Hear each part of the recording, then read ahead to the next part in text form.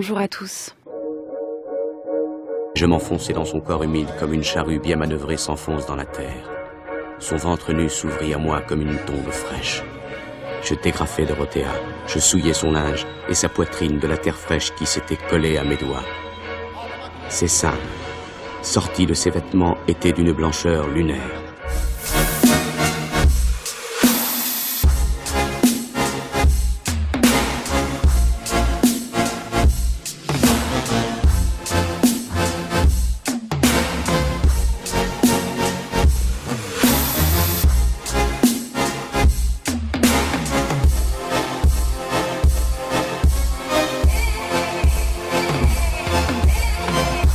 Bienvenue sur les nouveaux chemins où toute cette semaine, nous espérons avec Georges Bataille une déchirure du ciel. Ce moment où les objets connus cèdent la place à une présence uniquement intelligible pour le cœur. Tel lundi où les mots ont laissé la place à l'expérience poétique, tel hier, mardi, où le projet politique a laissé la sienne à la souveraineté du présent, tel demain, enfin, où la morale se transformera en hypermorale, et tel aujourd'hui où la sexualité se fait transgressive et érotique.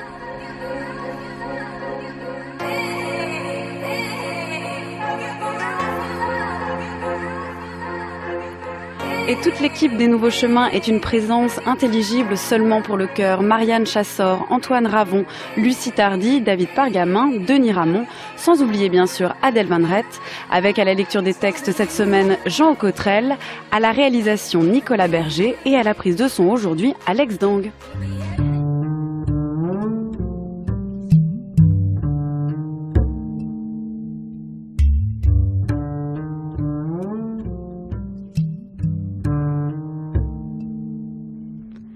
À d'autres, l'univers paraît honnête. Il semble honnête aux honnêtes gens parce qu'ils ont des yeux châtrés. C'est pourquoi ils craignent l'obscénité. Ils n'éprouvent aucune angoisse s'ils entendent le cri du coq ou s'ils découvrent le ciel étoilé. En général, on goûte les plaisirs de la chair à la condition qu'ils soient fades. Mais dès lors, il n'était plus de doute. Je n'aimais pas qu'on nomme les plaisirs de la chair, en effet parce qu'ils sont fades. J'aimais ce que l'on tient pour sale. Je n'étais nullement satisfait, au contraire, par la débauche habituelle, parce qu'elle salit seulement la débauche et de toute façon laisse intacte une essence élevée et parfaitement pure. La débauche que je connais souille non seulement mon corps et mes pensées, mais tout ce que j'imagine devant elle et surtout l'univers étoilé.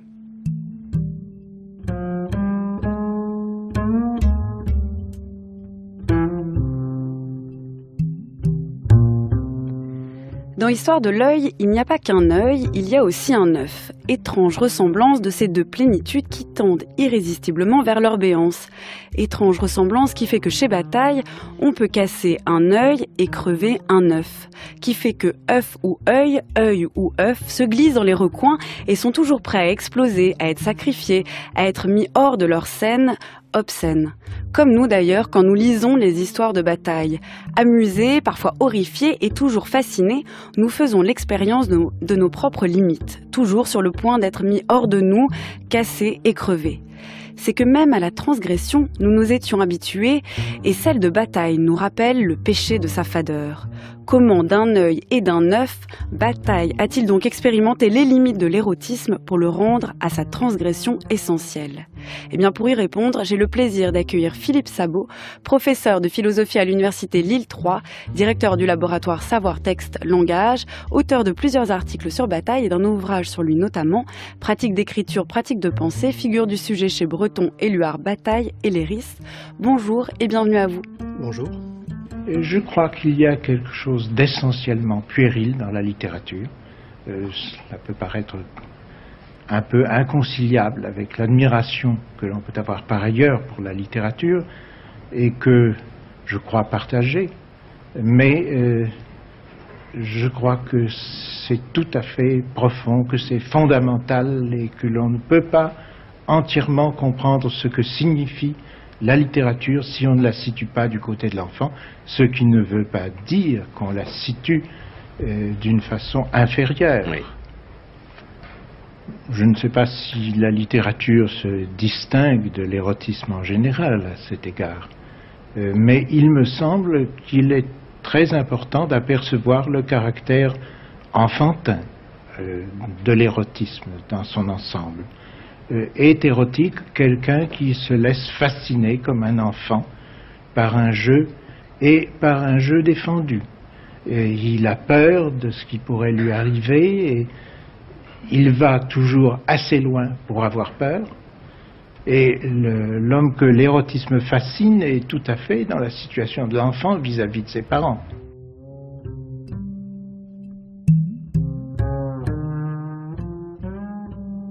Nous pédalions rapidement, sans rire ni parler, dans l'isolement commun de l'impudeur, de la fatigue, de l'absurdité. Au milieu d'une côte, Simone s'arrêta, prise de frissons. Nous ruisselions de sueur, et Simone grelottait, claquant des dents. Je lui ôtai alors un bas pour essuyer son corps. Il avait une odeur chaude, celle des lits de malades et des lits de débauche. Je gardais les plus grandes inquiétudes. Nous étions encore à 10 kilomètres de X, et dans l'état où nous nous trouvions, il nous fallait à tout prix arriver avant l'aube. Le temps depuis lequel nous avions quitté le monde réel, composé de personnes habillées, était si loin qu'il semblait hors de portée. La selle de cuir se collait à nu au cul de Simone, qui fatalement se branlait en tournant les jambes. Le pneu arrière disparaissait à mes yeux dans la fente du derrière nu de la cycliste. Le mouvement de rapide rotation de la roue était d'ailleurs assimilable à ma soif, à cette érection qui déjà m'engageait dans l'abîme du cul collé à la selle. Le vent était un peu tombé, une partie du ciel s'étoilait. Il me vint l'idée que la mort étant la seule issue de mon érection, Simone et moi tués, à l'univers de notre vision personnelle, se substitueraient les étoiles pures, réalisant à froid ce qui me paraît le terme de mes débauches, une incandescence géométrique, coïncidence entre autres de la vie et de la mort, de l'être et du néant, et parfaitement fulgurante. Elle se branlait sur la selle avec une brusquerie de plus en plus forte. Elle n'avait donc pas plus que moi épuisé l'orage évoqué par sa nudité. J'entendais ses gémissements rauques. Elle fut littéralement arrachée par la joie, et son corps nu fut jeté sur le talus, dans un bruit d'acier traîné sur les cailloux.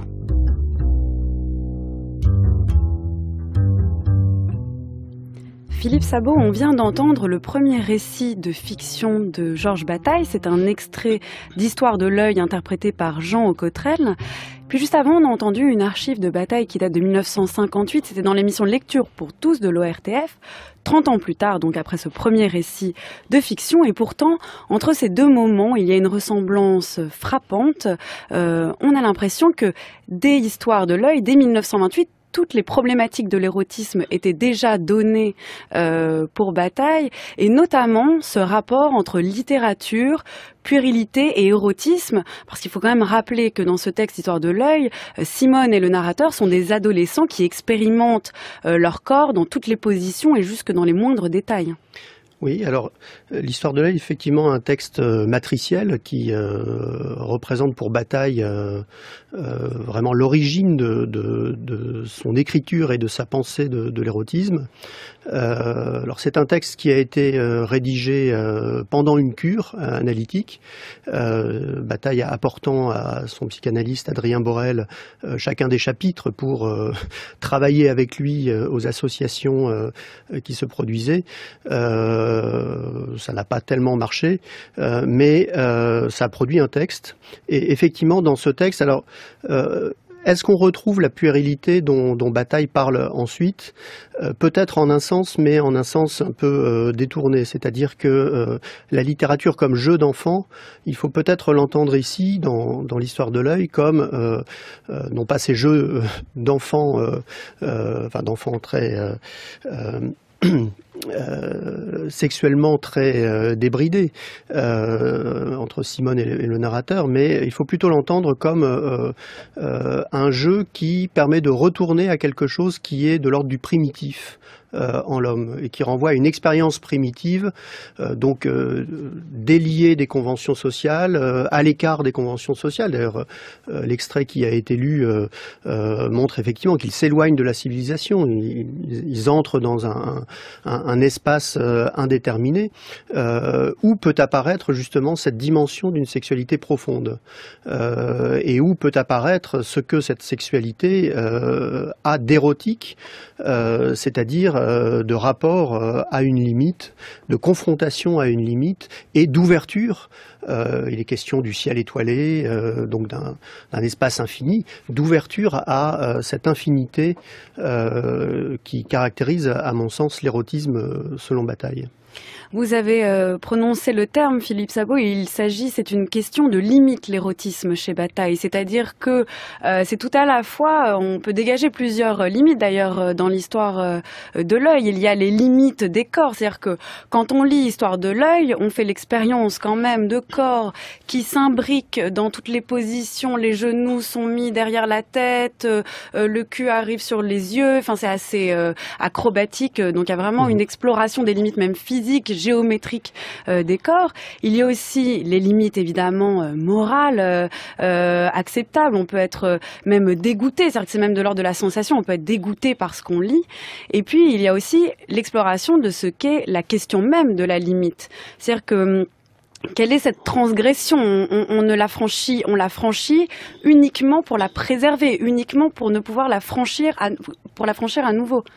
Oui, alors effectivement, le rapport à la limite est tout à fait essentiel parce que de ce rapport à la limite dépend la nature et la profondeur, la portée de la transgression. La transgression, c'est le franchissement d'une limite.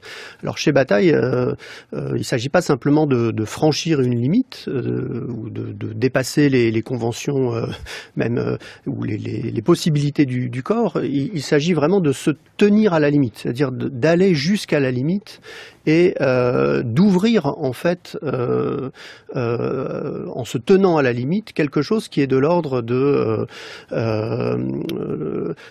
ouvrir une perspective sur la totalité, sur une continuité à rétablir avec le tout. Donc il y a vraiment une perspective, on pourrait dire métaphysique dans cet accès à la limite, la transgression étant vraiment le mouvement qui fait apparaître la limite et qui fait apparaître la limite dans le mouvement où la limite ouvre elle-même sur de l'illimité. Oui, mais le problème, Philippe Sabot, quand on lit Histoire de l'œil, c'est aussi qu'on est au plus ras du réel. C'est vraiment ras les pâquerettes. On va le dire comme ça, c'est-à-dire que c'est assez vil, c'est sale, on est dans la boue, on est dans la pluie, on se met les fesses dans du lait, on se casse les œufs avec ses fesses. Pour le coup, hormis dans le texte qu'on a entendu, ce moment où Bataille dit incandescence géométrique, coïncidence de la vie et de la mort, de l'être et du néant, qui sont pour le coup des termes très chargés métaphysiquement, les scènes décrites ne sont pas du tout métaphysiques. Ça n'est pas l'érotisme n'est pas traité comme un objet philosophique dans ce texte. Alors effectivement, ça reste un texte littéraire avec des scènes, effectivement, dont on a bien entendu la teneur extrêmement matérielle. Alors quand je parlais de métaphysique, ça n'empêche pas qu'il y ait aussi cette matérialité, cette présence de la matérialité des corps dans le livre. Et au contraire, je dirais, chez Bataille, on a affaire à une métaphysique retournée, c'est-à-dire une métaphysique qui s'enfonce, le terme est présent dans l'extrait qui a été lu, c'est une métaphysique qui s'enfonce dans la matière, qui s'enfonce dans les corps pour découvrir au-delà des corps, et des corps simplement matériels, qui n'offrent que des plaisirs fades, pour découvrir quelque chose qui restitue l'expérience humaine dans sa profondeur et dans une espèce d'intégrité vers laquelle Bataille essaye d'aller. Donc le métaphysique auquel je faisais allusion n'est pas une poussée vers le haut. Une élévation. Ce n'est pas une élévation, c'est une chute brutale, vertigineuse, pour reprendre des termes que Bataille emploie souvent, une chute vertigineuse vers le bas dans la matérialité. Et cette chute vertigineuse, comment Bataille peut-il en rendre compte? La question se pose parce que cette question des limites qui est sans cesse explorée pose aussi le problème du langage, c'est-à-dire que cette expérience de l'érotisme qui nous met dans un état d'extase, c'est-à-dire qu'on a entendu Simone au moment de l'orgasme, à la fin du texte, est littéralement arrachée par la joie et son corps nu est jeté sur le talus dans un bruit d'acier traîné sur les cailloux. Comment rendre compte de cette expérience folle qu'est l'orgasme et que produit l'érotisme? Se pose la question même de l'écriture de l'érotisme. Oui, alors c'est une question évidemment très importante pour Bataille qui a commencé par l'écriture et qui s'est acharné à écrire cette expérience de la transgression, pas simplement à la décrire, mais à essayer de la porter dans des mots. Et on s'aperçoit qu'effectivement, souvent dans les textes de Bataille, au moment crucial où quelque chose apparaît, quelque chose s'ouvre, où la limite semble atteinte, à ce moment-là, on a régulièrement trois petits points, même des lignes de points. C'est-à-dire que c'est une expérience en pointillé pour laquelle nous n'avons pas de mots. Et donc les mots enflent, on pourrait dire, jusqu'au moment où quelque chose de l'ordre du silence se fait et où, alors peut-être l'imagination du lecteur est propulsée dans cet infini que Bataille a pu ouvrir dans son récit, mais je pense que cette suspension signale aussi quelque chose qui est de l'ordre de la transgression. La transgression nous mène à quelque chose de l'ordre de la suspension. Cette suspension, c'est le moment l'instant où quelque chose de l'ordre de la continuité apparaît, se fait jour, comme un horizon vers lequel tous ces débats de corps, tous ces débats avec le langage nous mènent. Vous avez prononcé, Philippe Saveau, le terme de continuité. On va voir tout de suite à quoi ça fait référence.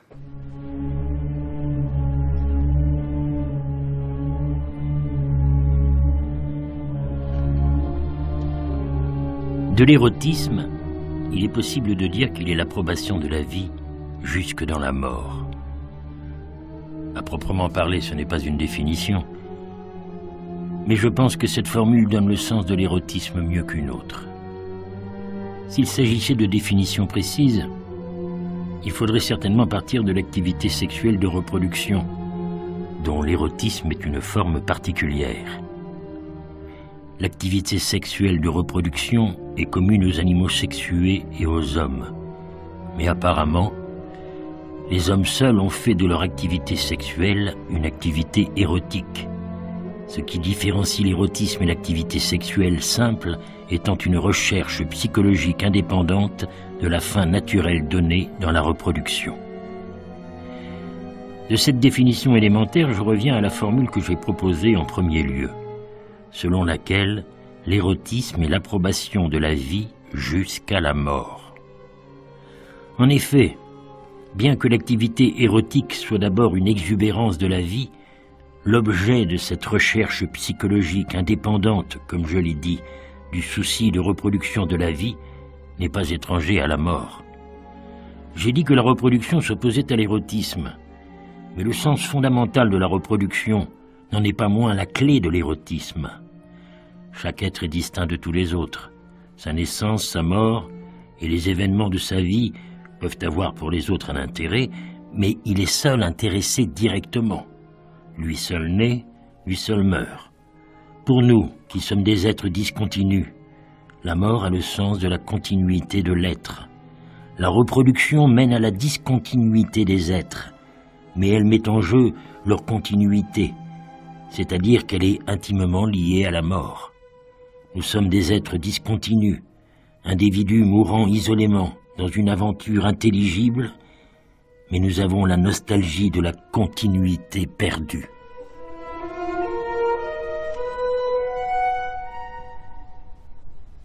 Philippe Sabot, nous avons entendu un extrait de L'érotisme. C'est un texte de 1957, interprété ici par Jean Cottrell. Alors dans cet extrait, qui est beaucoup plus théorique que Histoire de l'œil, beaucoup moins imagé, Bataille fait une double distinction entre d'une part l'érotisme et la sexualité, et d'autre part la continuité et la discontinuité. On peut s'arrêter notamment sur deux phrases. La première, qui est magnifique. De l'érotisme, il est possible de dire qu'il est l'approbation de la vie jusque dans la mort. Et enfin, tout à la fin du texte, donc nous sommes des êtres discontinus, individus mourant isolément dans une aventure intelligible, mais nous avons la nostalgie de la continuité perdue. L'expérience dont vous faisiez part tout à l'heure, Philippe Sabot, à propos de l'érotisme qui ouvre sur cette expérience des limites, qui ouvre sur au-delà des limites ou sur les limites, est-ce l'érotisme qui le permet en nous permettant de retrouver la continuité perdue? Alors, et que faut-il entendre alors oui. Précisément par continuité? Oui, alors moi ce qui me frappe dans cet extrait, c'est effectivement le caractère nostalgique qui est affirmé par Bataille. Donc on a bien l'idée que l'érotisme nous permet de revenir à quelque chose qui a été perdu. Ce quelque chose, c'est la continuité. Et ça a été perdu au profit de la discontinuité qui se marque pour Bataille dans l'activité sexuelle ordinaire, l'activité reproductrice, mais également dans le travail, par exemple, qui est aussi une activité discontinue. Donc production, on pourrait dire, et reproduction sont des activités ou renvoient à des activités de l'ordre du discontinu. Et en deçà de cette discontinuité qui caractérise la vie ordinaire, la vie habituelle, il faut revenir donc à quelque chose de l'ordre de la continuité. Et on ne peut pas y revenir comme ça, il faut le provoquer.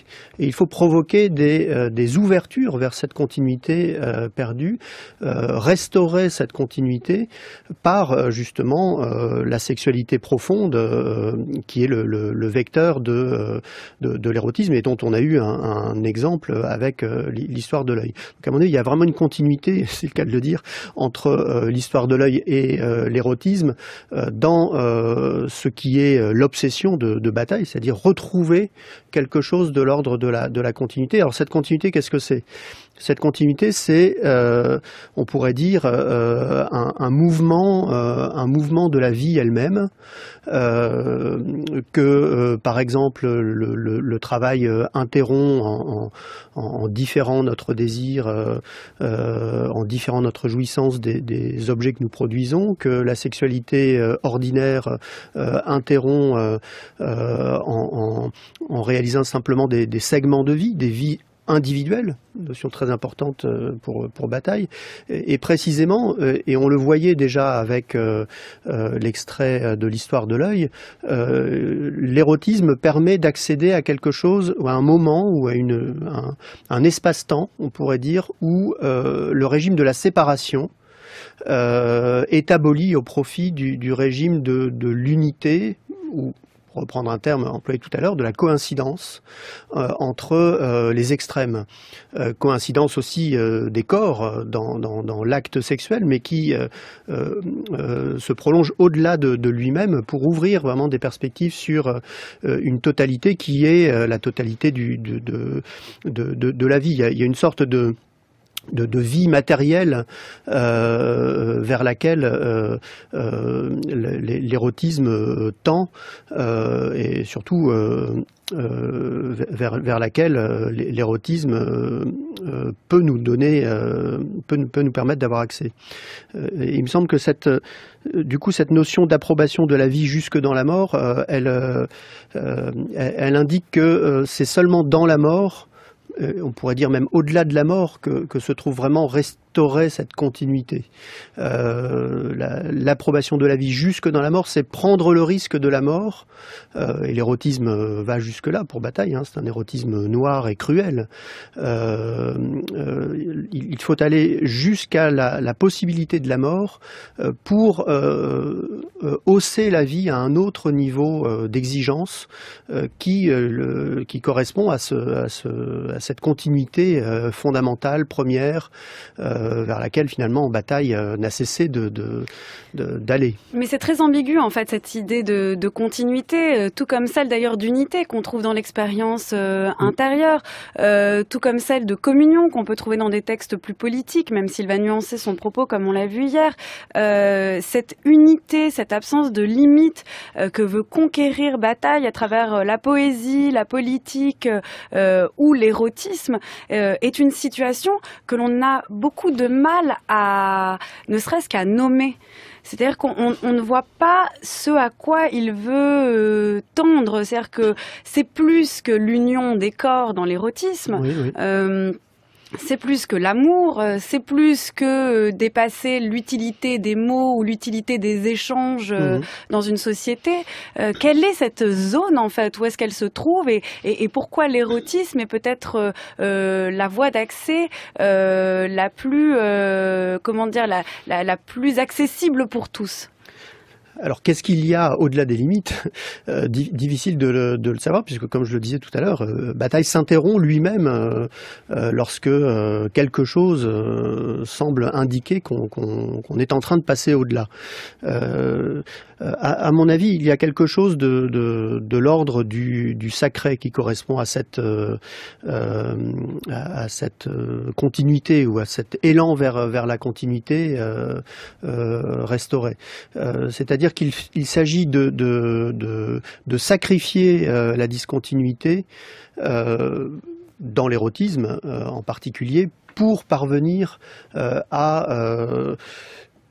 une dimension sacrée de l'existence qui, là encore, ne projette pas vers une transcendance, mais plutôt renvoie et s'enracine dans les formes les plus matérielles, les plus obscènes de l'immanence.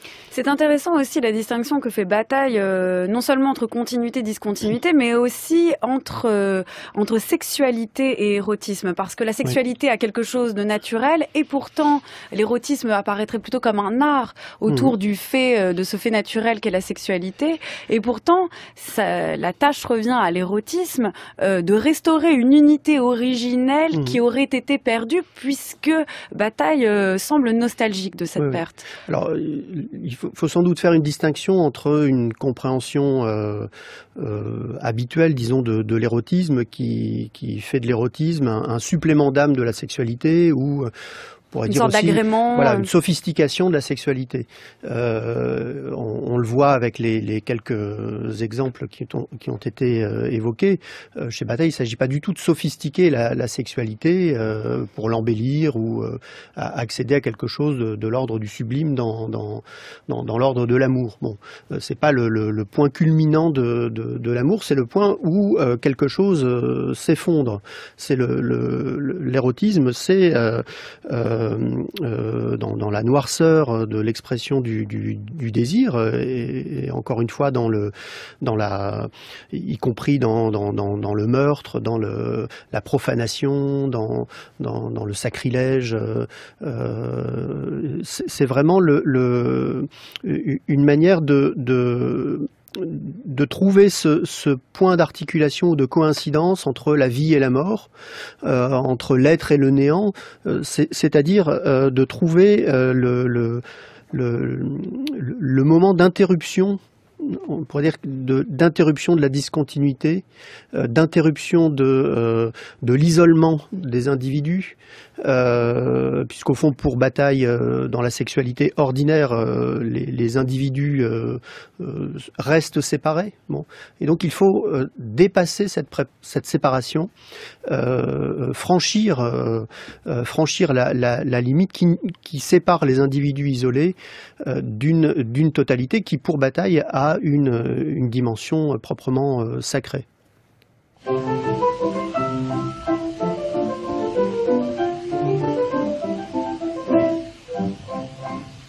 Comme tu dis, oh ma beauté, que pourquoi je dois chanter, je chante. Un petit machin très gentil que tu as, ma belle, et qui me tente.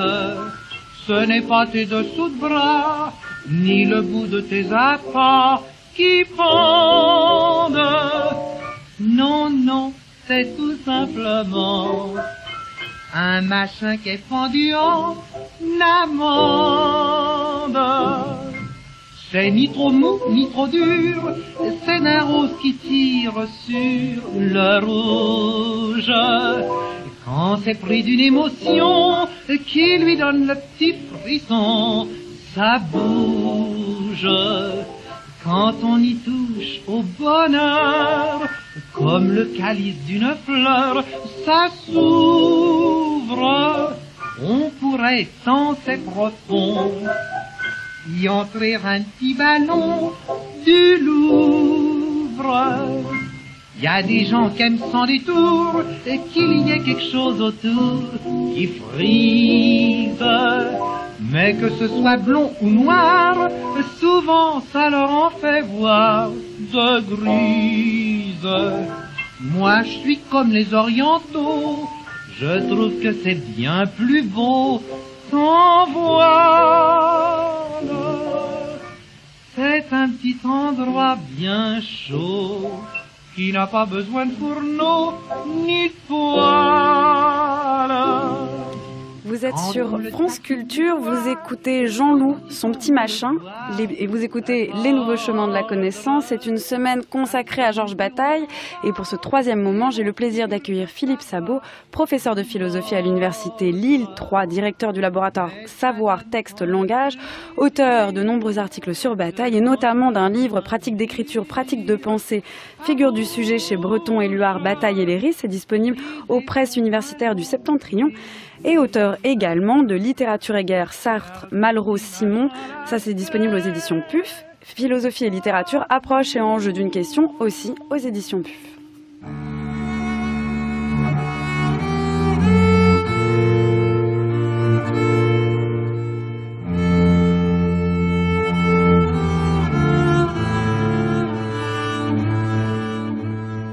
Je ne songe pas à protester contre la tendance profonde. Elle est l'expression du destin qui voulut l'homme, riant de ses organes reproducteurs. Mais ce rire, qui accuse l'opposition du plaisir et de la douleur, en marque aussi la parenté fondamentale. Le rire est l'attitude de compromis qu'adopte l'homme en présence d'un aspect qui répugne, quand cet aspect ne paraît pas grave. Aussi bien l'érotisme envisagé gravement, tragiquement, représente un entier renversement. Ce dont ce grand rire nous détourne est l'identité du plaisir extrême et de l'extrême douleur, l'identité de l'être et de la mort. S'il n'est rien qui ne nous dépasse malgré nous, devant à tout prix ne pas être, nous n'atteignons pas le moment insensé auquel nous tendons de toutes nos forces et qu'en même temps nous repoussons de toutes nos forces. L'être nous est donné dans un dépassement intolérable de l'être, et puisque dans la mort, en même temps qu'il nous est donné, il nous est retiré, nous devons le chercher dans le sentiment de la mort, dans ces moments intolérables où il nous semble que nous mourons, parce que l'être en nous n'est plus là que par excès, quand la plénitude de l'horreur et celle de la joie coïncident. À l'issue de cette réflexion pathétique, qui dans un cri s'anéantit elle-même, nous retrouvons Dieu. Mais ce que le mysticisme n'a pu dire, au moment de le dire, il défaillait. L'érotisme le dit. Dieu n'est rien s'il n'est pas dépassement de Dieu dans tous les sens, dans le sens de l'être vulgaire, dans celui de l'horreur et de l'impureté, à la fin, dans le sens de rien.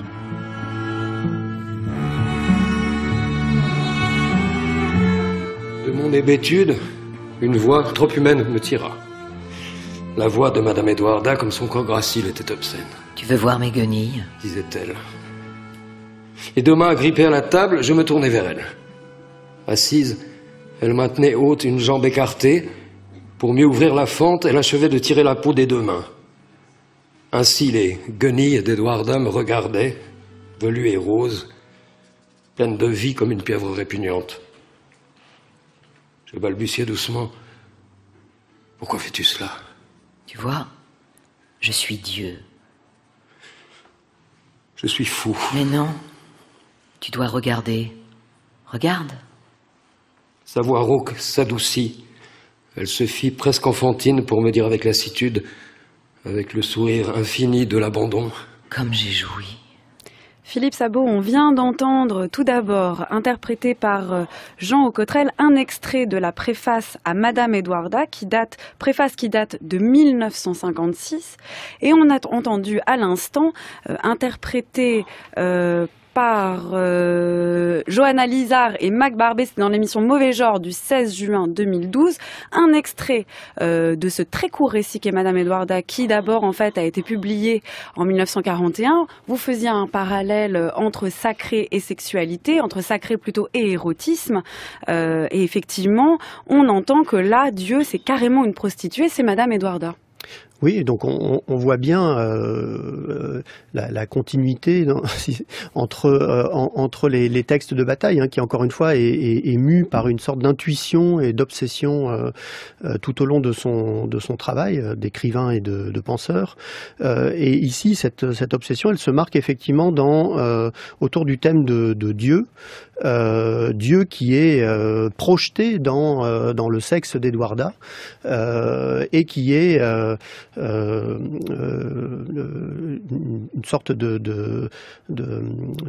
qui produit une sorte de fascination. Regarde, je suis Dieu. Donc il faut que le regard, que l'œil et le sexe coïncident à nouveau, comme dans l'histoire de l'œil. Et il me semble que de ce point de vue, on a bien ici l'idée, on prend la mesure de ce que Bataille propose de renverser tout ce qui ressemble à de l'idéalisme, tout ce qui ressemble aux valeurs hautes, aux valeurs du haut, et à les renverser pour les faire passer en bas. Et de ce point de vue, l'œil qui ici se trouve face au sexe, regarde, je suis Dieu. L'œil, c'est cet organe intellectuel, cet organe de la théorie qui n'a plus rien d'autre à contempler que la sexualité dans toute son obscénité. La sexualité telle qu'elle ne devrait pas être montrée et telle qu'elle se montre précisément dans les gestes transgressifs de Madame Edwarda, qui est elle-même un personnage transgressif par rapport aux bonnes mœurs, disons, puisqu'elle est prostituée. Mais est-ce que c'est véritablement, Philippe Sabot, un renversement en fait entre le bas et le haut, entre le sacré et l'érotisme? On a plutôt l'impression chez Bataille en fait qu'il y a une transfiguration de l'un par l'autre, parce que atteindre Dieu en passant, en tournant le regard vers le bas, n'implique pas que Dieu est chuté, mais bien plutôt qu'en fait Dieu et l'érotique, le sale, on va dire, pour reprendre le terme même de Bataille, se trouvent au même niveau. D'ailleurs, on entend en fait dans tous les textes de Bataille ce terme d'horreur qui revient. On vient de l'entendre dans la préface à Madame Edwarda. Et effectivement, l'horreur permet peut-être de comprendre ce qui transfigure, ce qui est transfiguré chez Bataille plus que renversé. Oui. Alors c'est vrai qu'employer la notion de renversement comprend une certaine ambiguïté, parce que si on renverse le haut, si on passe du haut vers le bas, c'est comme si on maintenait l'opposition. On maintient l'opposition et puis on fait du bas une valeur haute, ce qui évidemment n'est pas le propos de Bataille. Il s'agit plutôt, et c'est ça la dynamique transgressive, de réduire tout ce qui passe pour le haut, pour le noble, pour l'ordre du l'idéal, du convenable, voire de l'idéal, de le faire passer dans la matérialité, dans l'obscène, et donc de le réduire à néant même, puisque la notion de néant a été prononcée. Donc Dieu n'est rien s'il n'est pas dépassement de Dieu dans tous les sens, dit Bataille. Dieu n'est rien, on pourrait dire même plus radicalement, c'est-à-dire qu'il est ramené à ce rien au lieu d'être le tout dont notamment qu'il est pour le christianisme. Mais que se passe-t-il précisément dans l'érotisme, Philippe Sabot? Qu'on a parlé de cette expérience de l'érotisme qui nous ouvrait aux limites sans vraiment pouvoir les définir. On est de l'ordre de l'extatique, c'est-à-dire que c'est comme l'extase érotique est la même que l'extase mystique. Il y a une perte de repères, on est en dehors de tout, on a du mal à en rendre compte, et pourtant on doit aussi se poser la question, cette extase, ce n'est pas seulement le fait d'être hors quelque chose, il y a une rencontre avec Dieu. La question se pose, est-ce qu'il y a une rencontre avec Dieu ou une identification à Dieu, ou est-ce que l'on devient Dieu dans l'érotisme, c'est-à-dire qu'on deviendrait cette espèce de maître tout-puissant qui aurait la totale maîtrise. On retrouverait ce terme d'ailleurs de souveraineté qui est courant chez Bataille. Que se passe-t-il en fait dans cette expérience extatique de l'érotisme? Alors l'extase, effectivement, c'est un thème très important pour Bataille, qui est au centre de l'expérience intérieure, ce qui a conduit d'ailleurs Bataille à être traité de nouveau mystique par Sartre.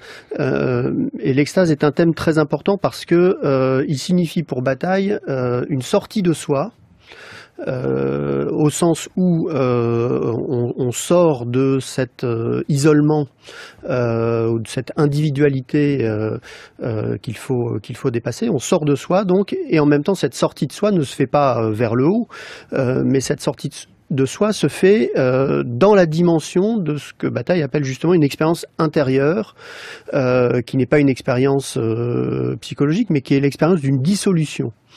Et au fond, il ne s'agit pas de rencontrer Dieu, comme peuvent le faire les mystiques, justement dans l'extase.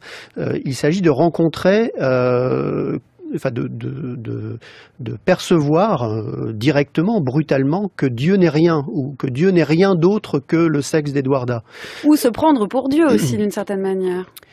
Alors, Eduarda fait partie de ces personnages qui, comme l'indiquait l'extrait de la préface, on pourrait dire que c'est un personnage ironique, justement, parce que en découvrant ses guenilles, pour reprendre les termes de Bataille, en découvrant ses guenilles, elle éclate d'un grand rire. C'est-à-dire que Dieu se rit de lui-même en se montrant sous cet aspect obscène. Et donc Dieu n'est rien. Pour reprendre de manière un peu raccourcie la formule de Bataille, et Dieu n'est rien que le dépassement, c'est-à-dire que tout ce qui reste de Dieu, c'est ce mouvement de dépassement, c'est cette expérience ou cette épreuve des limites qui confrontent justement à la possibilité d'un dépassement et aussi à l'impossibilité du dépassement, parce qu'on ne dépasse jamais vers quelque chose. On est dans le dépassement. Le dépassement n'est pas un état, c'est une pure dynamique, un pur mouvement, et c'est ça l'extase. C'est intéressant, vous venez de parler justement de rire, Philippe Sabot, et dans le texte qu'on a entendu interprété par Jean Cottrell, donc la préface à Madame Eduarda, il est dit ceci: le rire est l'attitude de compromis qu'adopte l'homme en présence d'un aspect qui répugne, quand cet aspect ne paraît pas grave. Aussi bien l'érotisme, envisagé gravement, tragiquement, représente un entier renversement. Bataille est-il si ironique que ça avec l'érotisme ? Alors, Bataille n'est pas, on pourrait parler d'érotisme noir, Bataille n'est pas, ne fait pas forcément rire, et d'ailleurs, quand on L'histoire de l'œil, c'est assez drôle, il faut le reconnaître, on peut être pris de fou rire, peut-être nerveux, mais c'est néanmoins assez drôle. Alors c'est assez drôle, et en même temps, les passages qui peuvent nous faire rire, et encore aujourd'hui d'ailleurs, les passages qui peuvent nous faire rire sont suivis de passages où sont décrits par le détail des atrocités de l'ordre du sacrifice humain. Bon, donc on ne rit jamais tout le temps avec Bataille. Et Bataille, justement, comme le disait l'extrait, interrompt toujours le rire qui pourrait être un rire spontané par une sorte de gravité qui rappelle que le rire lui-même est une ouverture. Le rire lui-même est un mouvement d'extase. Quand nous rions, nous ouvrons à quelque chose, nous ouvrons à une réalité qui nous fait rire, mais derrière laquelle nous pouvons découvrir quelque chose qui renvoie à une condition beaucoup plus tragique et qui renvoie à cette profondeur de la sexualité et à cette continuité sourde qui caractérise l'expérience humaine.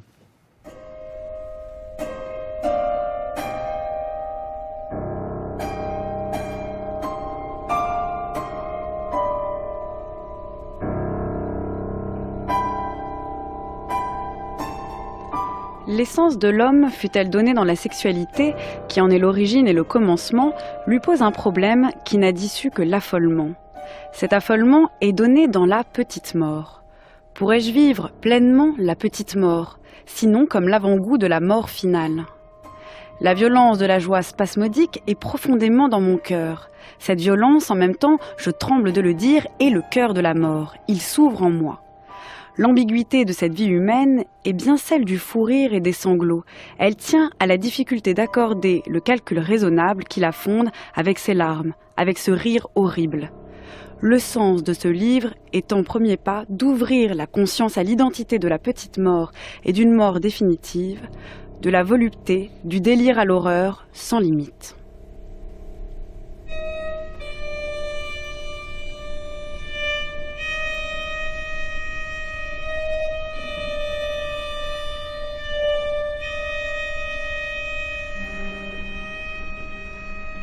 Philippe Sabot, je viens de lire l'avant-propos des larmes d'Eros qui paraît en 1961, soit un an avant la mort de Georges Bataille.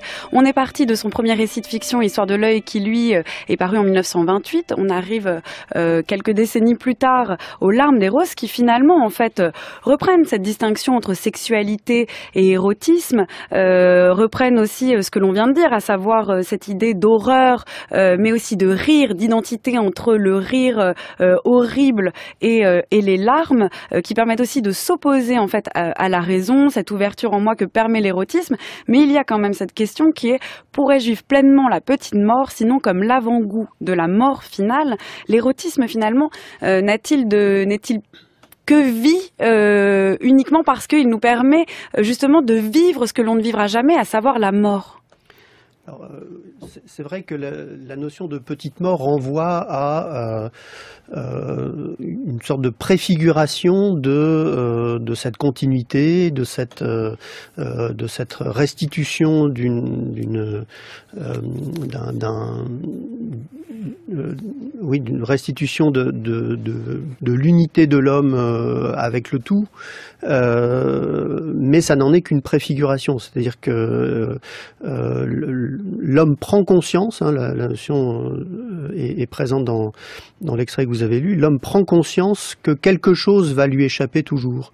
Et ce quelque chose, c'est la réalisation finalement de ce désir de continuité. Et on a chez Bataille, il me semble, constamment cette idée d'un désir qui poursuit une fin, comme tout désir. La fin, c'est cette continuité, cette au-delà de la mort. Mais au fond, le désir est toujours manqué, c'est-à-dire qu'il ne parvient jamais à atteindre son objectif. Et Bataille d'ailleurs avait écrit au dos d'un manuscrit: l'homme est ce qui lui manque.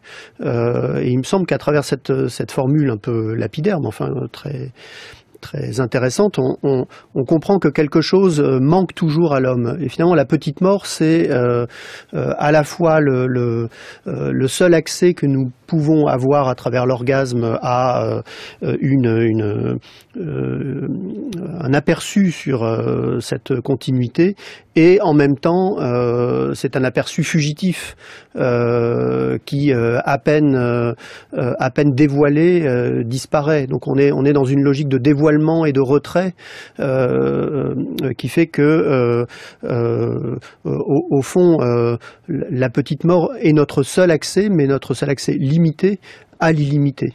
Ce qui est fou quand même, c'est que Bataille a parlé d'érotisme de manière très sérieuse, qu'il essaye de maîtriser la mort en théorisant la petite mort, alors même que toute son entreprise est de mettre la main sur cette expérience qui ne se dit pas, cette expérience de souveraineté qui ne consiste pas en un pouvoir et en une maîtrise, mais justement en une extase, en une perte de repères. Et finalement, son entreprise est elle-même paradoxal, c'est-à-dire ne cesser de tourner autour de ce désir, de ce trou, de cette béance finalement, uniquement pour la rationaliser. Quand on lit certains textes de l'érotisme, on a l'impression d'être dans une parodie même de l'érotisme. Oui. Alors pour la rationaliser, oui et non, au sens où dans les textes qui accompagnent l'érotisme, il y a un texte qui s'intéresse à la philosophie, justement, qui propose une déviation de la philosophie. C'est-à-dire qu'il faut dévier d'un certain discours rationalisant qui rendrait compte de manière presque d'une méthode, de manière méthodique de la façon dont on peut accéder à cet objectif d'une restauration de la continuité, de la manière dont on peut réparer cette nostalgie, revenir vers l'unité perdue, etc. Bon. Il me semble que Bataille, justement, comme on voit, l'érotisme parcourt vraiment toute son œuvre, du début à la fin, n'a cessé de revenir sur cette expérience, précisément parce qu'il ne parvient jamais à dire autre chose que le fait que cette expérience est manquée et même vouée à être manquée. Et l'homme est ce qui lui manque, et l'homme manque aussi toujours cette expérience. Et c'est le sens même de l'expérience que d'être manqué. Et c'est le tragique de l'érotisme. Et c'est le tragique de l'érotisme. Tout à l'heure, dans l'extrait des larmes d'Eros, on avait un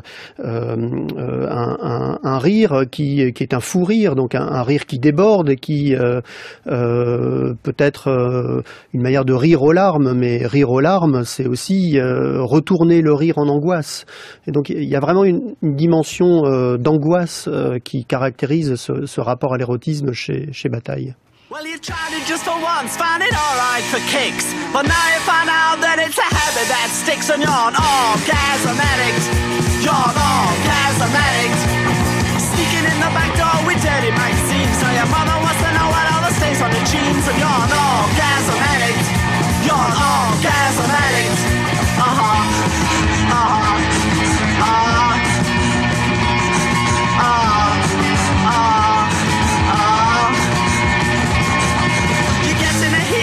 You're getting assault, but you still keep a beat and you meet your pulp, and you're an orgasm addict. You're an orgasm addict.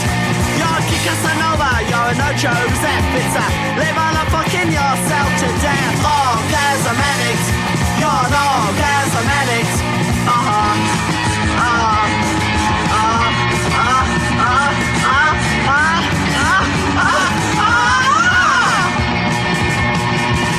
You're making out with school kids, winos and heads of state. You've even made it with a late date who puts the little plastic bunnies on the Christmas cakes. Butchers, assistants and bellhops, you've had them all here and there. Children of God and the joy strings, international women with nobody hair. Merci beaucoup Philippe Sabot. Je rappelle que l'on peut lire de vous, alors à propos de Bataille, plusieurs articles, on mettra les liens en ligne sur notre site, et puis aussi ce livre, Pratique d'écriture, pratique de pensée, figure du sujet chez Breton, Éluard, Bataille et Léris, c'est disponible aux presses universitaires du Septentrion, et puis vous êtes aussi l'auteur de Littérature et guerre, Sartre, Malraux, Simon, disponible au PUF. Philosophie et littérature, approche et enjeu d'une question, c'est aussi au PUF. Et puis bien sûr, chers auditeurs, vous pouvez lire les œuvres complètes de Georges Bataille. Elles sont disponibles aux éditions Gallimard.